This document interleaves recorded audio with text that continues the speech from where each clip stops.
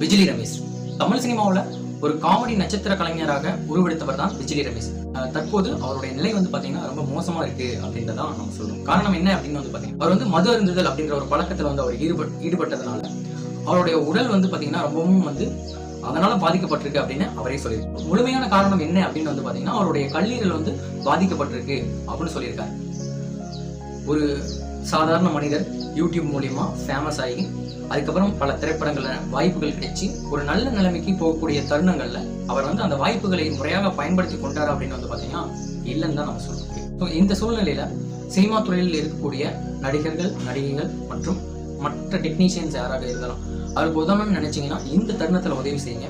ஏன்னா அவர் வந்து ஒரே ஒரு வார்த்தை தான் சொல்லியிருக்காரு, நான் வாழணும் அப்படின்னா என்னோட பையனுக்காக தான் நான் வாழணும், நான் தப்பு செஞ்சுட்டேன், ஓகே நான் வந்து இனிமேல் திருந்தி வாழணும்னு ஆசைப்படுறேன், என்னோட உடல் சரியாயிடுச்சுன்னா நான் இனிமேல் வந்து ப்ராப்பராக இருப்பேன் அப்படின்றத அவர் சொல்றாரு. உதவி செய்யணும்னு நினைக்கிறவங்க